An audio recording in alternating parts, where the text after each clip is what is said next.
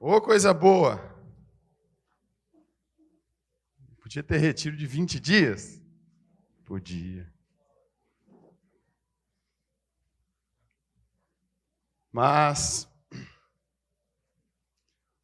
papai está querendo que a gente seja diferença e luz quando a gente for embora. Para que no próximo retiro a gente precise de mais cadeira. Né? Tem gente para ser influenciada. Tem irmãos desviados. Tem familiar precisando de Jesus. Tem amigo do lado morrendo na fé. Tem não? Tem. Pois bem, eu vou compartilhar aqui com vocês, mas nós queremos liberar um tempo aqui, ainda antes do almoço, para a gente ouvir os testemunhos. Ixi, já tem gente ali. Aí, ó. Graças a Deus. Tem testemunho bom demais. O Senhor vai nos falar demais através deles também, dos testemunhos, tá? Então eu vou pedir vocês, nós vamos ler alguns textos também de uma história aqui, para a gente aprender juntos. Então, o esforço vai ser a gente ler com concentração para poder liberar tempo para os testemunhos, tá? Pois bem, o primeiro texto que eu queria ler com vocês, gente, é Deuteronômio 6, do 4 ao 9.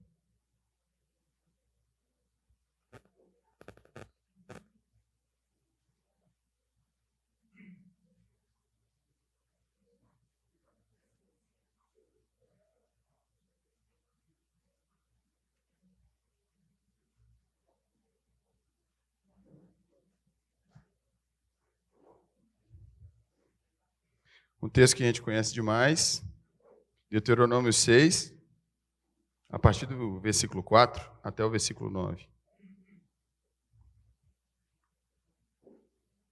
Ouve, Israel, o Senhor nosso Deus é o único Senhor. Amarás, pois, o Senhor teu Deus de todo o teu coração, com toda a tua alma e de toda a tua força. Essas palavras que hoje te ordeno estarão no teu coração. Tu as inculcarás a teus filhos, e delas falarás assentado em tua casa, e andando pelo caminho, e ao deitar-te e ao levantar-te. Também as atarás como sinal na tua mão, e te serão por frontal entre os olhos, e as escreverás nos umbrais de tua porta, da tua casa e nas tuas portas.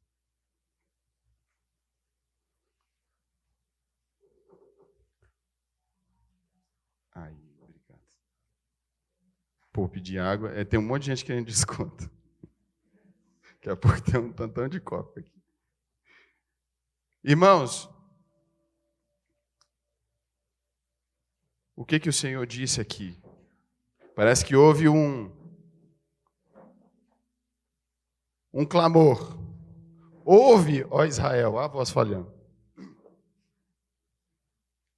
Na hora do clamor, a voz falhou. Ouve, ó Israel.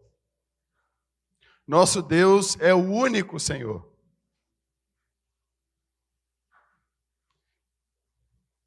Portanto, amarás o Senhor teu Deus de todo o teu coração, de toda a tua alma, com toda a tua força.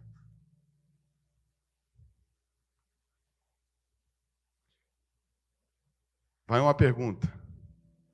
Você está amando o Senhor assim? De todo o teu coração, de toda a tua alma, com toda a tua força.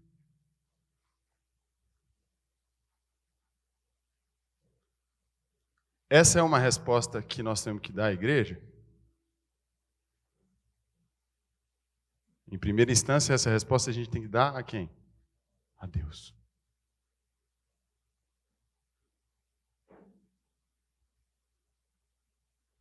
E aí, de tão importante que isso é, e porque ele não confiava em nós mesmos, ele falou assim, olha, não se esquece disso e não deixa ninguém se esquecer da importância que existe. Amar a Deus com tudo que você tem, de todo o teu ser, com todo o teu coração. Tudo é dele. Tudo é para ele. Talvez um dos principais problemas que nós carregamos, inclusive na nossa experiência de fé, é achar que tem uns negócios que a gente devota a Deus e outros que não. Tem umas coisas que Deus entra e trabalha e faz, e tem outras coisas que são só outras coisas. Não é coisa de pecado, nada disso. Tudo é dele. Tudo é para ele. A sua existência só tem razão de ser se for para ele. O seu trabalho é para ele. Seus estudos são para ele. Se você se casar, é para quem? Para a glória dele, para o louvor dele, do nome dele. Se você tiver filhos, é para ele ser exaltado com seus filhos. Se você tiver dinheiro e prosperar, é para exaltar o nome dele com esse dinheiro. Se você for pobre e passar necessidade, é para a glória dele, para o louvor da glória dele. Não tem área na sua vida que não seja para ele, meu irmão. Nenhuma. Quer coisa mais normal na vida humana que comer? Quer comais, quer bebais, quer façais qualquer outra coisa. Qualquer outra coisa engloba tudo.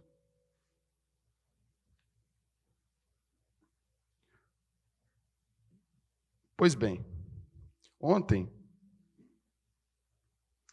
na oficina, nós contamos uma parte da história de Davi. Uma parte muito legal não, né? Mas eu queria voltar um pouco atrás nessa história, na história de Davi, para ler uma parte que pode nos inspirar muito. Antes disso, eu queria passar lá por um salmo. Salmo 25, 14.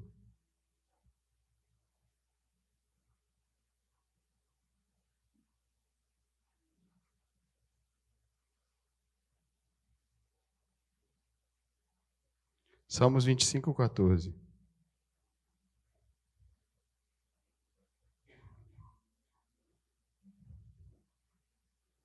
Olha que salmo impressionante. A intimidade do Senhor é para os que o temem, aos quais Ele dará a conhecer a sua aliança. Ih, negócio maluco. Que coisa impressionante, gente. A intimidade do Senhor, Ele revela para aqueles que o temem, para aqueles que o amam de todo o coração. Quem quer aqui conhecer o Senhor na intimidade? Vou perguntar de novo, porque os cansadinhos não conseguiram levantar a mão. Quem quer conhecer o Senhor na intimidade aqui? Pois é.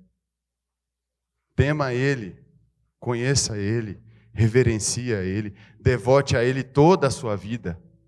Aí Ele vai te dar a conhecer sua intimidade. Eu ouvi testemunho de muita gente aqui que Deus está falando muito. Mas não é só para o retiro. O Senhor pode continuar fazendo na sua vida, no dia a dia, no seu dia a dia, aos quais Ele dará a conhecer a sua aliança. O Senhor gosta de se fazer conhecido para os seus filhos, do mesmo jeito que um pai gosta que o filho o conheça. Uma intimidade gostosa é com o filho, de se dar a conhecer, de conhecer o filho. O seu Pai do céu quer ser conhecido. Deus não quer ficar se escondendo. Deus quer se revelar. Mas para quem Ele vai se revelar?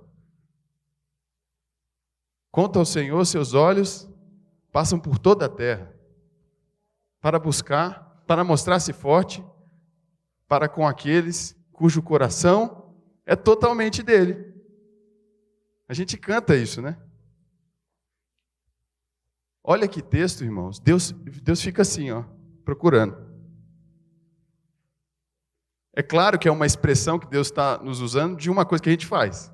Quando você perde uma coisa preciosa, você vai procurar, né? Você vai procurar, você fica atrás. Você fica atrás, porque é importante. O Pai está procurando isso aí. Os filhos que têm aqueles que têm o coração totalmente dele, tudo. Para mostrar-se forte para eles. Vamos lá no Davi. No exemplo de Davi.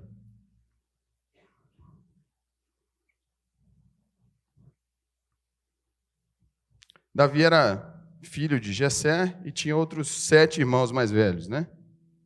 E aí, no contexto que a gente vai ler aí, o povo de Israel estava sendo afrontado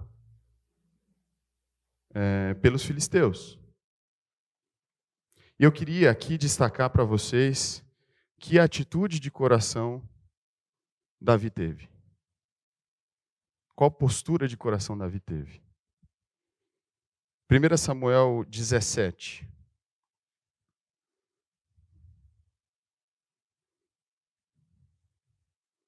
Do capítulo 4, do versículo 4 ao versículo 11.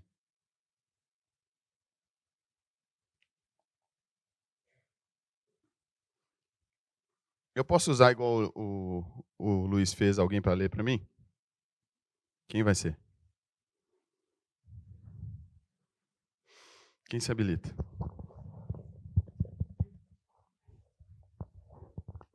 Só que tem que ler aqui no microfone.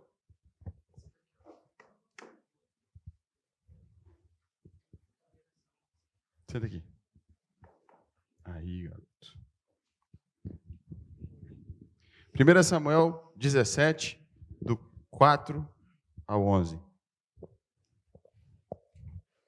Então, do arraial dos filisteus, saiu um guerreiro chamado Golias. Ele era da cidade de Gate e tinha quase 3 metros de altura. Trazia na cabeça um capacete de bronze e vestia uma couraça de escamas de bronze, que pesava uns 60 quilos. Trazia caneleiras de bronze nas pernas e um dardo de bronze sobre os ombros. A haste da sua lança era como o eixo do tecelão, e a ponta da sua lança era de ferro, e pesava mais de 7 quilos. E diante dele ia o escudeiro. Golias parou e gritou para as tropas de Israel: Para que vocês saíram para formar a linha de batalha? Não sou eu, filisteu? E vocês, servos de Saul? Escolham entre vocês um homem que venha lutar comigo. Se ele puder lutar comigo e me matar, seremos servos de vocês. Mas, se eu o vencer e o matar, vocês serão nossos servos e nos servirão. E o filisteu continuou: Hoje eu desafio as tropas de Israel. Deem-me um homem para que lute comigo. Quando Saul e todo Israel ouviram essas palavras do filisteu, ficaram assustados e com muito medo. Davi era filho daquele Efrateu de Belém, de Judá. Isso, tá bom. Até aí. Olha o cenário. Eu sei que vocês conhecem essa história. Mas olha o cenário. Vai o tal do Golias lá. Grande, forte, mais de 3 metros. Só o peso das coisas que ele carregava aqui. Para afrontar quem?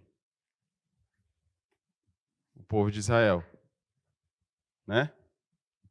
Para afrontar Deus. E o que aconteceu com o povo dele? O povo que devia lutar, o povo que devia se manter de pé, firme. Esse mesmo povo já tinha visto Deus fazer milagres tremendos, livrando eles, fazendo milagre. Eu fico pensando assim, Deus não podia mandar uma bola de fogo e consumir o tal do Golias? Podia. Sim. Mas Deus nos coloca essas situações para nos fazer crescer. Aí vai lá o tal do Golias, grandão, afrontando. Assim, manda aí um homem, desafio. Escolhe aí. Ele podia chegar lutando, matando, podia, mas olha a afronta, estou esperando. Escolhe um. Se ele me vencer, nós vamos ser servos de vocês. Agora, se eu vencer ele, vocês vão ser nossos servos. Você enfrenta afronta na vida aí? Dos Golias? Ah, sim, eu sei. Eu também. Mas onde está seu coração? Onde está sua confiança? Pois bem, a gente já percebeu que as tropas de Israel fizeram o quê? Ficaram com medo. Temeram muito. Não foi um medinho, não. Os 3 irmãos mais velhos de Davi se apresentaram para a guerra. Eu imagino os que tinham o reservista foram convocados, meu amigo. Bora todo mundo. Guerra. Não sabemos o que vai acontecer. E os 3 irmãos mais velhos de Davi foram. E Davizinho, um pirralho para eles, né? Um cuidador de ovelhas lá. E ele foi designado para ir lá levar comida para os irmãos. A cantina do quartel lá não tinha comida para todo mundo. E aí o Jessé mandou comida pelo catatal, pelo Davi. Ó, vai lá. Leva comida para os seus irmãos, porque a guerra vai ser complicada. Ele foi. Vamos ler aí agora do 24 e 25. Todos os israelitas, vendo aquele homem, fugiam dele, com muito medo, e diziam uns aos outros: Vocês viram aquele homem? Ele veio para afrontar Israel. O rei dará muitas riquezas para quem matar aquele homem. Também lhe dará a filha em casamento, e a casa de seu pai isentará de impostos em Israel. Uma proposta boa, hein? O rei estava um pouco desesperado. Fez lá, juntou o que ele tinha. Gente, recompensa. Deve ter botado. Hoje eu colocaria aqueles. Estava todo mundo de cowboy ontem, né? Aquela plaquinha assim nos postes. Ó, recompensa. Cabeça do Elias, casa com minha filha, dinheiro, não vou cobrar imposto, ó. Cabeça do Golias, se for Elias. Elias não. Deixa o Elias lá com cabecinha, tranquilo. Do Golias. Eu também estou cansado. Mistura os caras, os profetas. Pois bem, o rei queria muito resolver aquele problema e ofereceu coisas naturais, coisas terrenas, para fugir do problema, para se livrar do problema. Como é que estava o coração do Davi? Ele foi lá conversar com os irmãos dele. E aí os irmãos ficaram até bravos com ele. Porque quando ele chegou para conversar, eles disseram, ele falou assim, pô, mas o que está acontecendo aí? E os irmãos falaram assim, o que é, moleque? Você está querendo, você é soberbo, você é altivo, o que você está falando aqui? Porque ele demonstrou desejo de lutar. E os irmãos desprezaram ele lá, falaram assim, vai-te embora. Mas como é que o coração de Davi estava?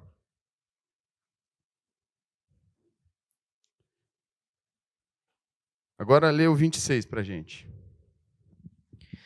Então Davi perguntou aos homens que estavam perto dele: O que será dado ao homem que matar esse filisteu e livrar Israel de tal afronta?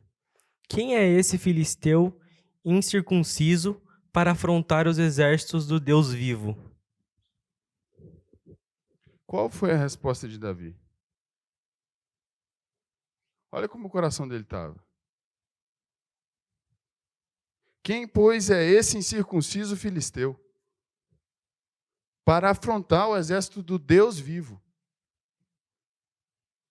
Que intrepidez, que coragem, que fé, que coração totalmente de Deus. Quem esse cara acha que ele é para enfrentar Deus? O exército do Deus vivo? E a gente sabe o que aconteceu depois, mas eu queria destacar para vocês essa intrepidez que estava no coração de um jovenzinho. Todo o exército estava... E tinha razão de estar com medo, naturalmente falando. O desafio era grande e pesado. Mas Davi não estava nessa. O coração de Davi não estava nisso.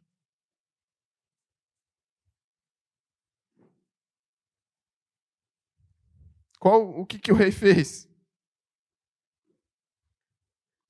E o que Saul? Qual era a visão de Saul? O que Saul achava de Davi? Porque ele se apresenta e fala assim, percebam que talvez Davi deu uma resposta que os outros não deram. Davi demonstrou intrepidez, segurança, confiança em Deus. E aí Saul falou, opa, peraí. Mas, lê, por favor, o versículo 33 do capítulo 17. Porém Saul disse a Davi: Você não poderá ir contra esse filisteu para lutar contra ele. Você ainda é jovem, e ele é guerreiro desde a sua mocidade. Saul olhou e fez uma leitura natural. E disse, não tem nem chance. Talvez o tamanho dele era da perna. O Davi devia bater aqui na cintura de Golias, pequeno. O próprio Golias, a gente vê também que desdenhou de Davi. Mas o rei olhou para Davi e falou assim, meu filho, não dá. Não dá. Naturalmente falando, você não tem chance. O cara é guerreiro de muitas décadas aí, sei lá, é guerreiro treinado, sabe lutar. E você, o que você lutou? Mas olha a confiança de Davi, gente. Essa história é sensacional. Olha a segurança dele. Ele tinha argumentos, ele tinha respeito com relação àquele que era a sua liderança. O rei, ele não desrespeitou o rei. Ele soube responder ao rei, mas soube responder ao rei com convicção. O rei analisou e falou, olha, você não tem chance. E aí? Lê depois do 34 ao 36 aí. Olha a resposta de Davi a Saul. Davi respondeu: Este seu servo apacentava as ovelhas do pai. Quando vinha um leão ou um urso e levava um cordeiro do rebanho, eu saía atrás dele, batia nele e livrava o cordeiro da sua boca.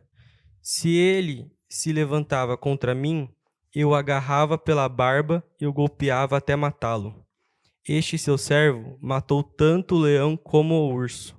Esse filisteu incircunciso será como um deles, porque afrontou o exército do Deus visível.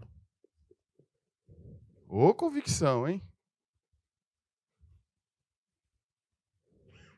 Com 18 anos, mais ou menos, eu imagino que era a idade de Davi ali, já tinha matado um leão e um urso. Tem uma galera que tem problema de matar barata. Mas beleza. Às vezes a barata é mais feia, né? Do que o leão.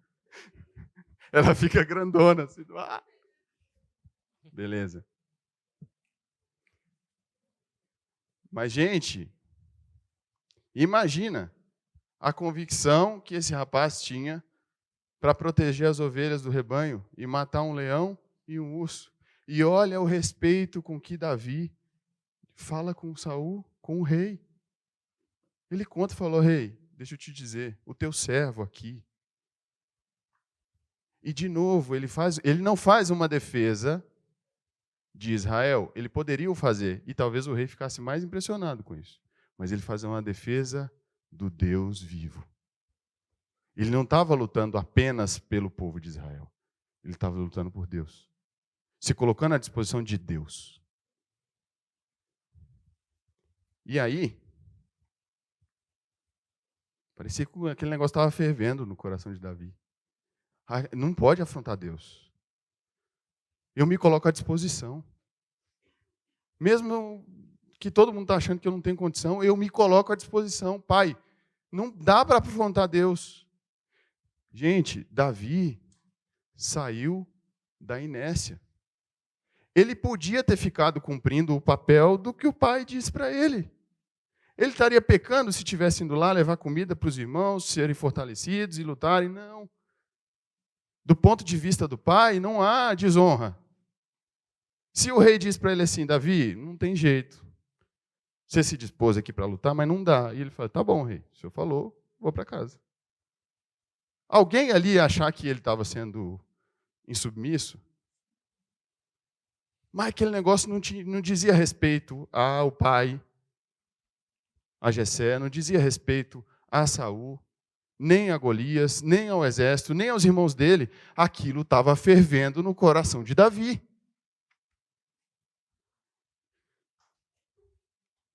Era uma resposta ao pai dele, do céu, a Deus.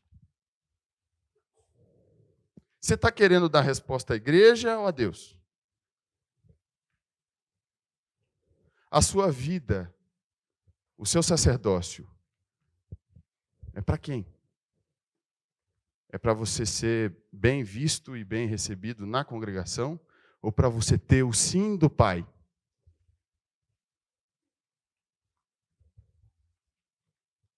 O que está fervendo no seu coração? O que está borbulhando no seu coração? Nada.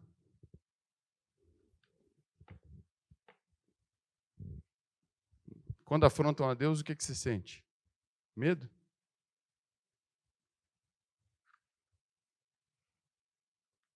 Vontadinha de... Ou coragem, intrepidez. Não falam assim do meu pai, não. Meu pai, eu conheço ele. E se arrancarem seu pescocinho? Morra defendendo a fé. Nós já vimos um montão de casos que deu errado, morreu. O que aconteceu com Estevão? Gente, Estevão conseguia falar outra coisa? Era impossível, porque ele estava encharcado daquilo. Não tinha jeito. Gente, eu fico imaginando, aquele homem estava tão embebecido do Espírito Santo, do poder de Deus, da graça do céu, que pode pegar em pedra. Ele não estava se importando com isso. Ele estava se importando com o Pai.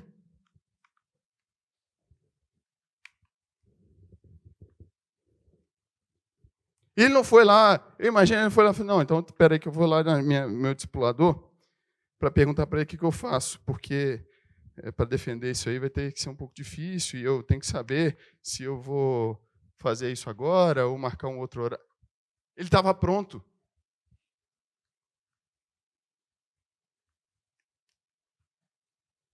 Você precisa estar pronto. Isso não vem de você, vem de Deus. Mas recebereis poder ao descer sobre vós o Espírito Santo. E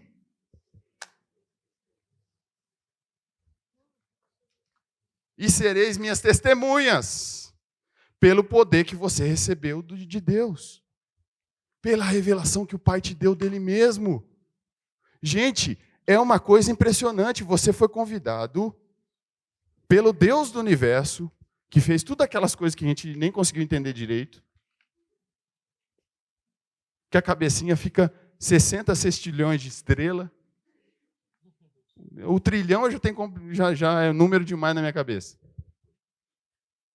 Esse Deus aí, que chama as estrelas pelo nome, quer revelar o coração dele para você. Você não está pronto para lutar por ele? Se apronta. Vamos embora. Não é tempo de trincheira, irmãos. Não é tempo de trincheira, de ficar atrás do bunker, assim, ó, escondido. É tempo de guerra. É tempo de guerra. E aí, vamos voltar.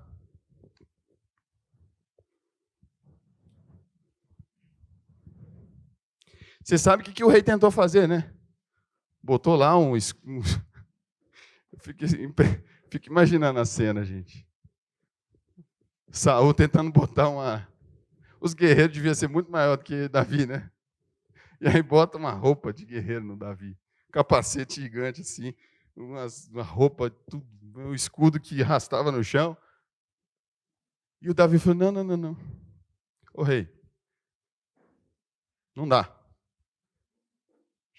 Tirou. Não era o recurso humano. Não era o recurso natural. Deus não precisa disso. Aí o que ele vai buscar? Vai no riacho, que talvez era um riachinho perto lá de onde ele cuidava das ovelhas. Para eu sei que lá tem pedra boa. Bora. Junta as pedrinhas dele, redondinha assim. E um estilingue. Uma funda, né? Imagina isso, gente, para todo mundo, para todo Israel. Imagina eles olhando esse negócio. Um menino com as pedras no bolso, com um bodoque. Vai caçar passarinho. Vai matar pombo, sei lá. Imagina, gente, eu fico imaginando assim. Vocês fazem essas coisas também? Fico imaginando a história. Imagina assim, o exército todo lá assim. Em guarda. E o Davizinho assim. Com a fundinha dele na cinta. E as pedrinhas no bolso. Cheio de intrepidez marchando assim, ó. Chá comigo. Você acha que Golias não achou isso bizarro?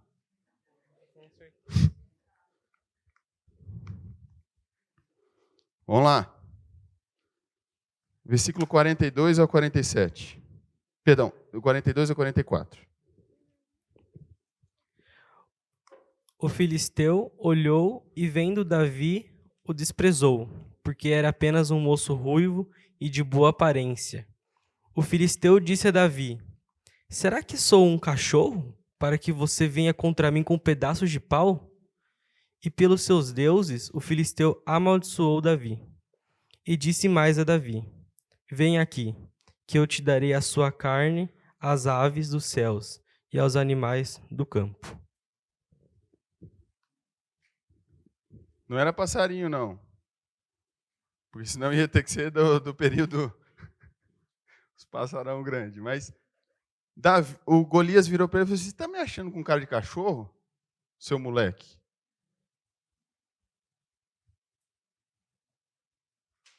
Desprezou Davi sumariamente.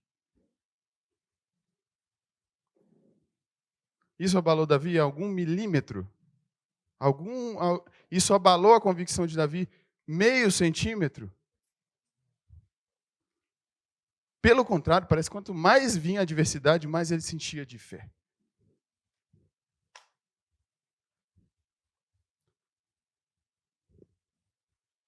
O irmão que fala mal de você, você fica abalado? Você fica assim, oh Deus, meu pai falou mal de mim. Você vive uma situação ruim com alguém, com algum familiar que te distrata, você larga os pontos. Eu não estou dizendo, irmãos, que a gente não tenha dificuldades, a gente tem mesmo. Mas não reda pé 1 milímetro da sua confiança. Nem 1 centímetro, pelo contrário. Todas as coisas cooperam.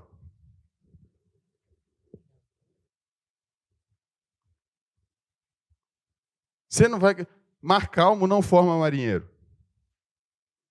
Marinheiro é formado na tempestade.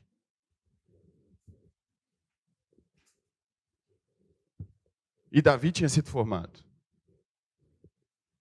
Ele enfrentou outros desafios. E aí, Golias ri da cara de Davi. E eu penso que Deus já estava rindo do Golias antes. Ele riu de Davi e Deus ri dele. Espera que a vergonha que você vai passar é maior. Qual a resposta de Davi? Por que ele não se abalou 1 milímetro da confiança que ele tinha? Vamos ver no texto. O que Davi responde? Do 45 ao 47. Davi, porém, disse ao filisteu: Você vem contra mim com espada, com lança e com escudo. Eu, porém, vou contra você em nome do Senhor dos Exércitos, o Deus dos Exércitos de Israel, a quem você afrontou. Hoje mesmo o Senhor entregará você nas minhas mãos. Eu o matarei, cortarei a sua cabeça, e hoje mesmo darei os cadáveres do arraial dos filisteus às aves dos céus e às feras da terra. E toda a terra saberá que há Deus em Israel. Toda essa multidão saberá que o Senhor salva, não com espada, nem com lança, porque o Senhor é a guerra, e ele entregará todos vocês nas nossas mãos. Meu Deus do céu. Que confiança.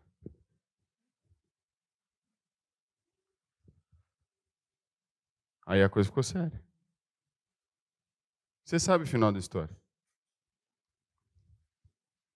Mas eu estou querendo destacar aqui que postura de Davi, que decisão, que atitude. Quem se moveu aí, gente? Davi. Ele se moveu. Ele se colocou à disposição. Ele saiu da inércia. Ele saiu do conforto. Ele saiu da autopreservação. Ele se expôs ao serviço a Deus. A defesa do Senhor, do Pai dele.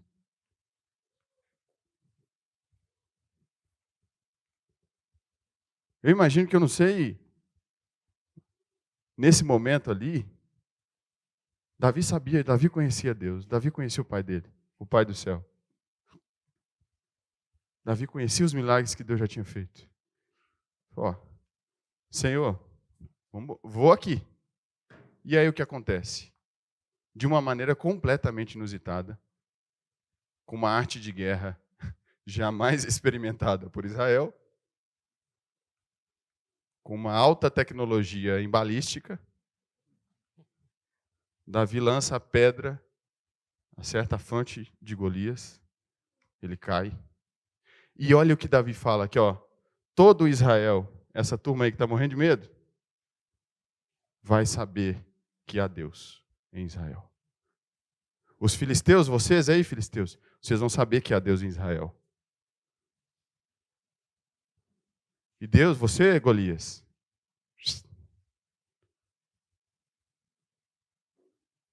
nem espada o Davi tinha. Depois que Golias cai lá, ele corre para pegar a espada do próprio Golias e... Sabe o que ele faz? Depois ele vai lá para o rei e apresenta a cabeça de Golias assim, ó. Rei, há Deus em Israel. Vocês viram Davi se defendendo? Vocês viram Davi se exaltando? Vocês viram Davi falando assim, ó, deixa comigo que eu faço? O que ele estava dizendo? Há Deus em Israel. Ninguém afronta o Deus de Israel. Ninguém afronta o meu pai assim. Eu não estou dizendo que nós não precisemos depender 100% da ação de Deus, do milagre de Deus, do poder que é de Deus. Mas onde é que você ganha isso? Na comunhão com Ele. Se enchendo dEle, se enchendo do Espírito Santo. E aí, irmãos, o estímulo aqui é para que você também, na sua vida simples e prática, saia do conforto. saia da inércia. Deus quer te encher de poder.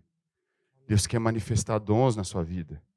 Deus quer fazer que, através de você, vidas sejam salvas. O Golias morreu, os filisteus caíram, fugiram. Aí o exército de Israel se encheu de confiança e perseguiram eles. Olha o tanto de gente que foi influenciada por um menino. E ali tinha gente que confiava em Deus também, mas estava meia boca, né? Quanta gente se moveu e foi desafiada por esse rapaz, que se colocou à disposição de Deus. De novo, irmãos, a resposta que ele queria dar não era para o rei apenas. Não era. Ele fez o procedimento correto. Ele não foi lá também e falou: rei, dá licença. Ele fez a coisa certa, mas ele foi usado por Deus. Pois bem, eu quero contar um testemunho para vocês que não tem em escala de importância, é muito menos desafiador, tá? Eu não quero que vocês entendam esse testemunho como sendo uma equiparação à situação de Davi. Mas assim que eu me converti, com 18 anos também, rapaz, esse negócio do propósito eterno de Deus me fez uma maluquice na minha cabeça, boa. O negócio assim foi, cara, isso é grande demais. Que negócio impressionante. Deus está aqui com a gente, Deus está aqui. Deus está falando através de mim. Deus está acessando, atingindo as pessoas pela minha vida. Primeiro que você fica extremamente constrangido, né? Porque Deus está usando você, que é um negocinho. Mas sim, Ele quer isso. Ele deseja que você seja usado. E aí eu comecei, rapaz, eu precisava fazer isso, eu não tinha o que fazer. Eu não conseguia parar em casa para ver Netflix, que nem tinha. Eu não conseguia ver filme, eu não conseguia ficar fazendo outra coisa, eu não conseguia. E não era porque ninguém estava dizendo assim, não, olha, os cuidados com Netflix ou com a internet. É porque aquele negócio não valia nada. Inclusive, tive alguns problemas com a minha família. Por quê? Porque eu precisava pregar. E minha mãe falou, não, fica em casa. Não vai sair, não. Eu falei, mãe, mas eu tenho que pregar. Ela falou, não, fica em casa. Aí eu ficava, às vezes. Mas quando eu percebi que isso estava me impedindo de pregar o evangelho, de fazer a obra de Deus, eu falei, mãe, me perdoa, não dá. Eu não tem jeito. Eu vou explodir. Irmãos, preguei de um monte de jeito esquisito, não sabia falar direito. Os irmãos me ajudaram, me corrigiram, eu sempre ia junto com alguém para aprender. Eu fui catequizado sem ler, porque eu ouvia. E aí foi um tal de Eliseu, lá em Belo Horizonte. Vocês conhecem também. Aquele negão do olho arregalado, assim, que canta no meio da pregação. E ele foi lá, com aquele vozeirão dele, e no fim de uma pregação de retiro dessa também, ele falou assim, estou indo para Angola, e estou convocando os jovens para ir comigo. Quem quer ir? Rapaz, aquele negócio foi assim, buf. Eu falei, eu vou. Eu quero ir. Aí fui lá conversar com o meu líder, com o meu discipulador, e aí eles viraram para mim, quase deram uma risada, tipo assim, Jean, meu filho, você precisa crescer muito, mas, assim, você precisa crescer, você está muito novo na fé. A igreja enviava gente capaz de ajudar, de cooperar, assim, calma. Aí eu fiz, não, como assim? Deus me falou. Não, eu falei, tá bom, vou orar. Fui orar. Não fiquei complicado, não fiquei assim, poxa, agora destruíram o meu sonho missionário. Não, eu fui orar, fui falar, Senhor, se eu quiser que eu vá, aí isso foi uma coisa que eu ouvi. Depois de me dizer, Jean, você ainda é imaturo, mas se Deus quiser que você vá, Não vai ser pastor e nem líder nenhum que vai impedir. Agora, se Deus não quiser que você vá, eu não vou deixar que você se exponha. Foi ponto. Está resolvido. Foi, pai, e aí? Você quer que eu vá? Pai, você quer que eu vá? Pai, e aí? Eu estou aqui. Não tinha dinheiro, não tinha passaporte, não tinha nada. Passagem, nada, zero. Zero. Aí, depois disso, eu fui orar e fui viver a vida normal. Vim para São Paulo, foi a primeira vez que eu vim para São Paulo, conheci os irmãos aqui, conheci a família do Hélio, conheci minha maravilhosa esposa, linda, querida da minha vida. Mas eu estava querendo fazer a obra, eu estava querendo servir o Senhor. Voltando de São Paulo, 3 meses antes da viagem, eu recebo uma ligação. Jean, tudo bem? Tudo bem, do pastor em Belo Horizonte. Depois disso, irmãos, ninguém falou nada para mim. Zero. Deixa eu te falar uma coisa. Você vai para Angola. Eu falei, não, mas como assim?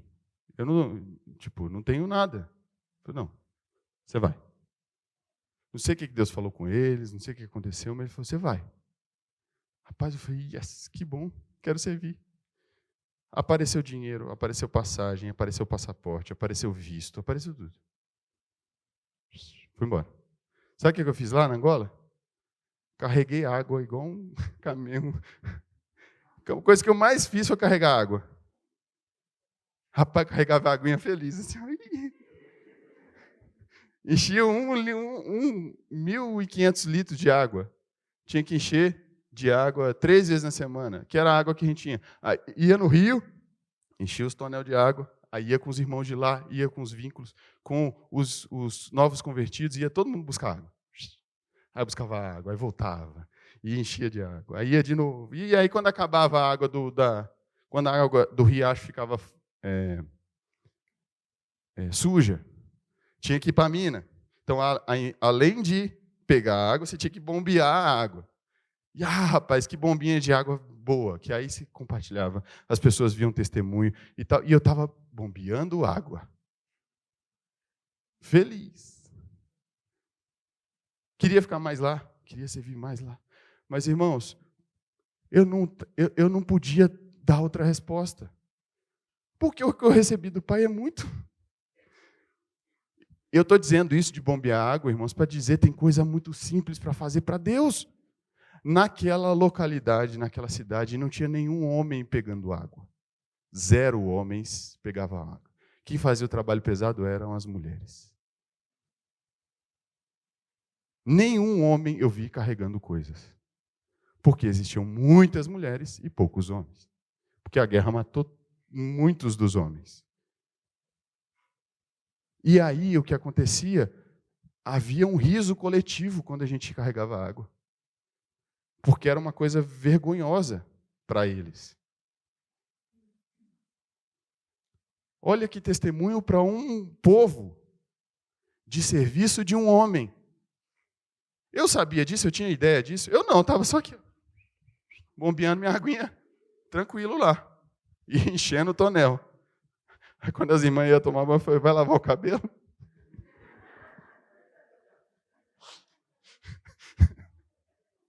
Lava não. Pois bem, irmãos, quantas experiências difíceis de ter.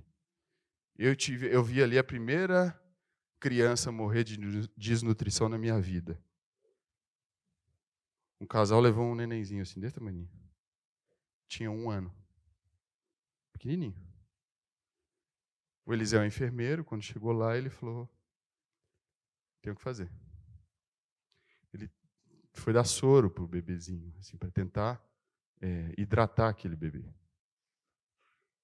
E ele morreu lá. Oh, coisa dura. Chorei. Acho que o tonel de água que eu enchi saiu tudo no choro. Mas, irmãos, aprendi. Tive compaixão, chorei nos pés do Senhor. Falei, pai, que coisa é essa?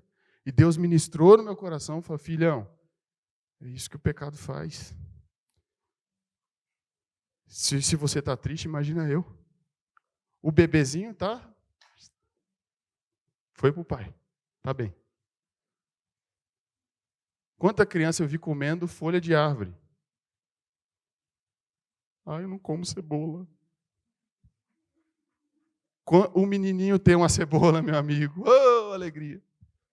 Quanta gente ia ouvir a pregação na hora do almoço? Uma multidão. Na casa tinha um muro baixo. Você só via as cabecinhas assim. Um monte de cabecinha assim, parecendo umas trufinhas.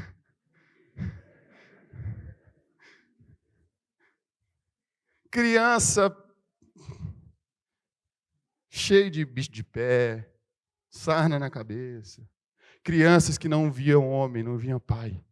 E aí você abraça uma criança dessa e fala assim, como é que é o seu nome? Tem crianças dessas que nunca ouviram um homem dizer, como você se chama?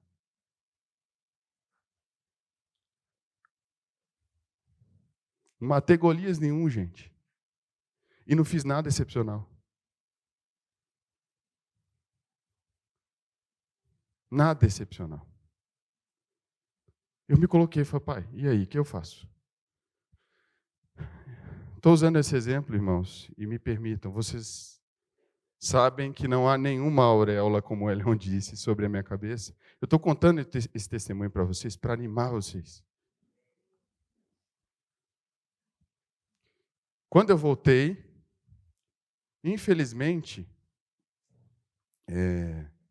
pouco dessa obra sobrou lá. As pessoas mudaram, é uma situação muito típica, porque a cultura adiciona muita complicação para você consolidar um discípulo ali. Tem gente interesseira e que você não sabe, e é difícil fazer uma obra extralocal. Por isso que Paulo ficava 1 ano, ficava um tempão. Mas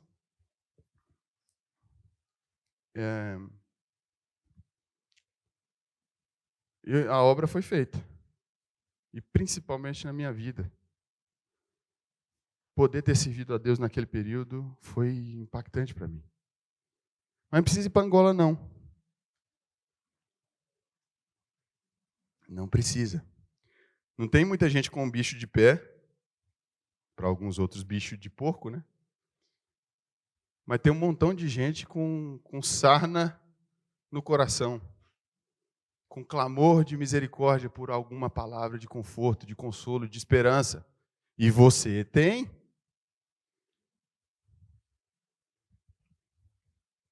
Para concluir, o que movia o coração de Jesus? O que movia o coração de Jesus? Tem nada a ver com ativismo. Tem nada a ver com ativismo. Não tem nada a ver com agora é pregar. Não. Tem a ver com conhecer seu pai e fazer o que ele está querendo. Não é fazer para Deus, é fazer com Deus. Tem hora que a melhor coisa que você vai fazer é joelhinho no chão. Que o papai vai te pedir isso. Tem hora que a coisa que você mais vai precisar fazer é junto aqui, galera. Vamos jejuar junto por isso.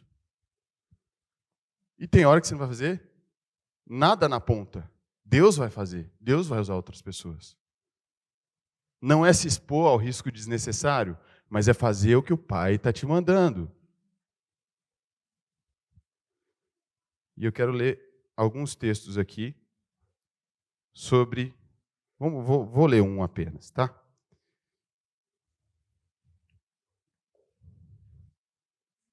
João 4, do 31 ao 38.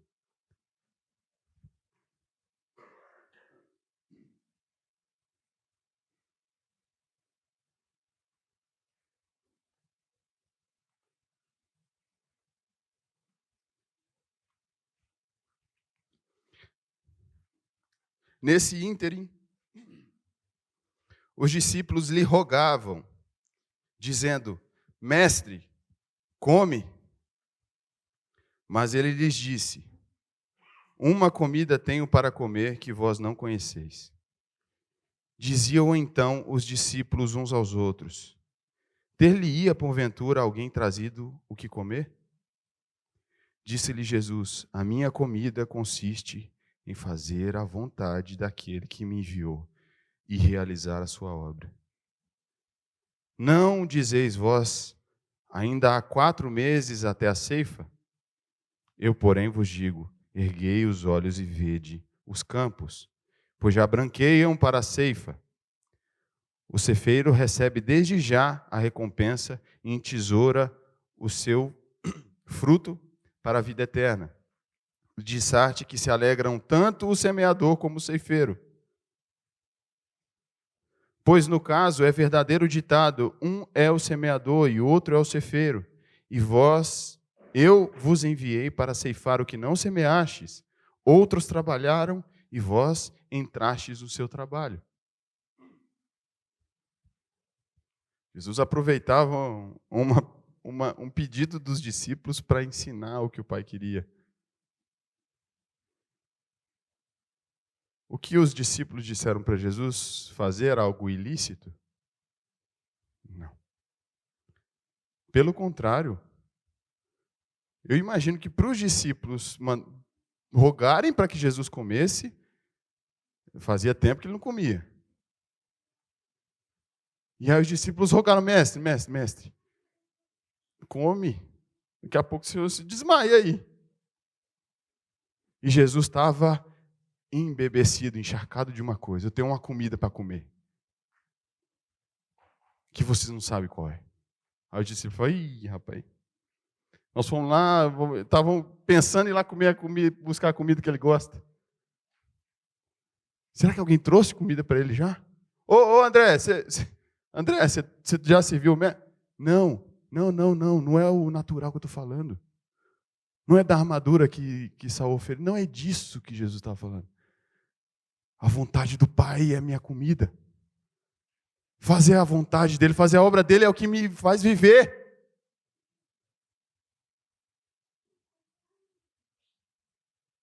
E se precisar não comer, tudo bem, não tem problema. E se desmaiar de hipoglicemia, também não tem problema. O que importa é eu não vou parar de fazer a vontade do Pai, ele está querendo que eu faça isso. Ele olhava para as multidões e não conseguia, Jesus não conseguia não fazer nada. Porque ele sabia que o Pai queria que ele fizesse.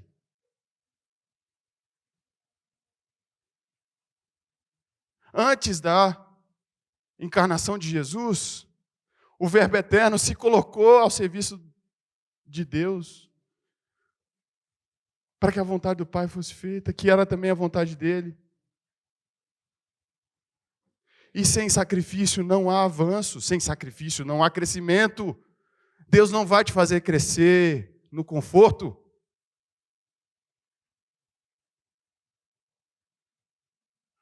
Rompe com o conforto. Se permita crescer. Não tem problema se é novo. Saia da inércia. Irmãos, saia do entretenimento. Abandona.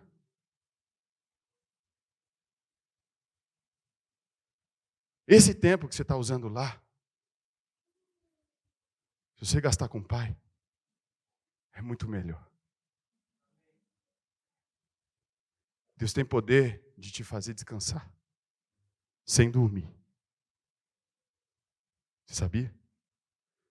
Deus tem poder de fazer você ficar vivo 40 dias sem comer. Deus tem poder. Ele já provou isso. Por fim, vocês lembram de um montão de textos sobre Jesus, sobre a disposição de Jesus, mas o convite que eu te faço é: saia da inércia. Deus não vai sair no seu lugar. Às vezes a gente olha: Senhor, me ajuda a me mover. Ele fala assim: mas o que está faltando? Alguém pode orar assim: Senhor, me ajuda a correr uma maratona. Ele fala: tá, você tem perna? Não, Senhor, mas eu preciso de recursos para correr uma maratona. Tá bom, você está de tênis. Ah, mas a maratona é em São Paulo. Você mora lá. Ah, mas eu tenho que fazer minha inscrição. Você tem dinheiro? Ah, mas aí eu vou ter que comprar suplemento. Tá bom. Tem recurso abundante. Agora, se você não se mexer, não vai ter maratona. Ah, mas correr cansa. Cansa mesmo.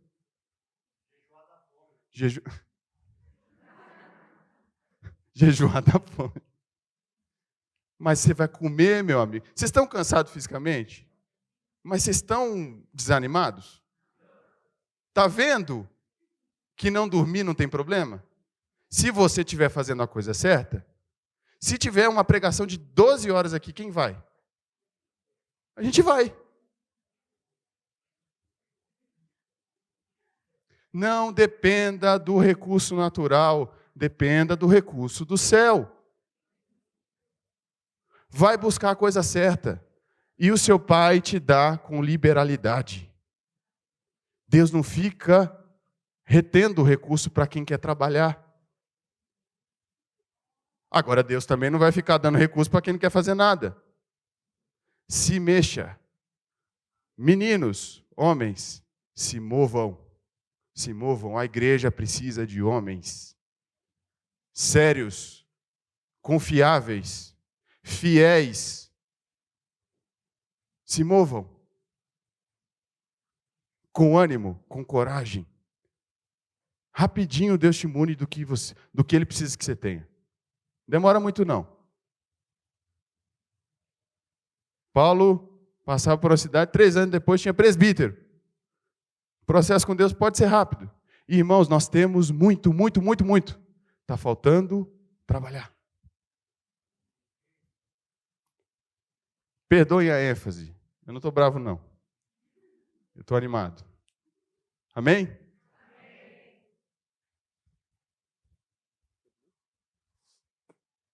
Amém. Irmãos, eu preciso destacar algo aqui que o Jean falou. Jesus, em sua obra, ele estava sujeito à autoridade? Estava. Davi se sujeitou à autoridade do rei? Sim. O Jean se sujeitou à autoridade para ir para Angola? Sim. Irmãos, vocês precisam também estar tranquilos e sujeitos às autoridades de vocês. Primeiro, qual que é a característica de todos esses que nós citamos? Por onde começa? Começa por um amor ao Senhor. A primeira ação de Davi não foi enfrentar Golias. Ele passou anos cuidando das ovelhas e aprendendo sobre o Senhor. O que movia ele não era a visibilidade que ele teve. O que movia ele era fazer a vontade do Senhor. E como jovens, a gente corremos um risco de ser movidos pela visibilidade, sem antes buscar em Deus a forma como o Senhor quer que sirvamos. Primeiro a gente precisa estar com o nosso coração cheio do Senhor, e se esse coração cheio nos levar a servir no grupo caseiro, apenas faça com alegria. Faça com alegria. O que às vezes pode acontecer, é do jovem procurar a liderança e falar: irmãos, eu estou querendo marcar um encontro e chamar 200 jovens, e eu tenho uma palavra do Senhor para ministrar, só que aquele jovem não tem expressão nenhuma de serviço na igreja. O cara não varre a migalha do pão do grupo caseiro, mas quer trazer uma palavra para 200, porque está se movendo nesse sentido. Cuidado, coloca o teu coração no lugar. O conselho é: sirva com toda a tua diligência naquilo que o Senhor te entregou. Se Ele não te entregou uma obra, entre aspas, maior, sirva na menor. Todo mundo aqui vai num grupo caseiro na casa, não vai? serve ali, você tem teus pais. O cara não lava uma louça para a mãe, mas eventualmente quer estar numa posição à frente dos demais jovens. Isso não é o padrão. Infelizmente, geralmente os que tomam mais à frente para vamos organizar, corre o risco desses ser os que menos estão trabalhando ali no escondido. Que eventualmente estão com a vida mais desordenada, são os que mais aparecem. E aí a igreja, que fala, você viu aquele jovem, tem uma proeminência, ele tem uma influência, ele não sei o quê, mas você vai conhecer a vida dele e está com a vidinha toda atrapalhada. Existe uma base para o serviço. A base é: eu preciso amar o Senhor acima de todas as coisas. Eu preciso consertar minha vida e me dispor à obra. Vou dar um testemunho. Quando eu tinha 14 anos, eu aprendi a tocar violão. Quem sabia tocar violão? Eu queria tocar onde? Queria tocar no encontro. Mas lá tinha um varão tocando no encontro, chamado Ismar. Ismar não vai lembrar, mas eu lembro. Sabe o que eu fiz, irmãos? Eu fiquei anos, eu era o primeiro a chegar no encontro para montar o som e o último a sair. Meu pai tinha carretinha que ficava na garagem de casa. Então, domingo de manhã eu acordava, carregava a carretinha, meu pai entrava no carro porque eu não dirigia, meu pai me deixava lá no encontro, eu descarregava a carretinha, eu montava o som, eu afinava o violão e sentava do lado do Ismar. E o Ismar lá, acabava o encontro, eu desmontava. Tem jovem que quer tocar no encontro, mas não quer desmontar a carretinha. Sabe qual foi a primeira vez que eu toquei no encontro? Eu lembro, o Ismar não lembra. Eu estava lá, depois de anos estando sentado do lado dele, o João ou o Hélio pediu uma música. Ismar, cara, toca aquela, o Ismar. Eu não lembro, eu fiz assim, ó. Eu lembro, esse eu sei. Toquei quieto, não cantei, toquei sentadinho, toquei meu instrumento, devolvi e ali guardado. Irmão, antes de tocar no encontro, tem que servir as mesas. Todo mundo tem uma obra a ser feita e é isso que o G está nos animando. Seja Angola, seja Arujá, seja Osasco, seja Itajaí, seja Salvador, tem uma obra a ser feita na casa, se mova nessa direção, nas mãos do Senhor. E é um passo de cada vez. Todos esses exemplos que a gente viu. Jesus foi paciente para esperar sua hora de trabalhar, não foi? Ele não tinha 8 anos e já estava assim, eu vou aqui pocar tudo. Foi paciente, dependeu de Deus, estava sujeito à autoridade. Aí chega o jovem e fala, ô Fê, eu queria marcar uma vigília com todos os irmãos e as irmãs lá na minha casa, a gente poderia fazer não sei o quê, ter um tempo de cântico e tal. Aí a gente fala, cara, acho que não. Aí ele volta para cá assim, ó. Cara, paciência, porque você está sujeito à autoridade e a bênção na sujeição. Amém?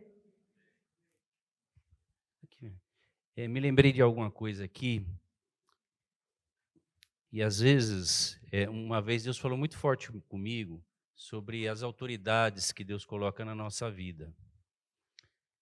E a primeira autoridade que Deus coloca na nossa vida são os nossos pais. Complementando aqui, somando aqui o Fernando falou, às vezes a gente quer, né, até pegar as migalhas da igreja na casa, mas não quer arrumar o quarto na nossa casa. A gente está pronto a se sujeitar, às vezes, à liderança, ao irmão lá, que Deus colocou, mas o quarto é uma bagunça. E muitas vezes traz um desgaste para a mãe em especial, né? Então, queridos, são várias as autoridades que Deus coloca na nossa vida. E se a gente não está disposto a começar lá no escondido, que ninguém vai ver, ninguém vai bater palma se você arrumar seu quarto. Não vai. Não vai. Mas Se a gente não começa lá, no pequeno, né? Servindo no pequeno, servindo em casa, cara, isso não vai evoluir, infelizmente, não vai rolar, entendeu? Então, aprendamos já lá, porque isso é amor ao Senhor. Isso é amor ao Senhor. Você honrar teus pais, isso é um tremendo amor ao Senhor. Então, ser fiel no pouco, sobre o muito te colocarei.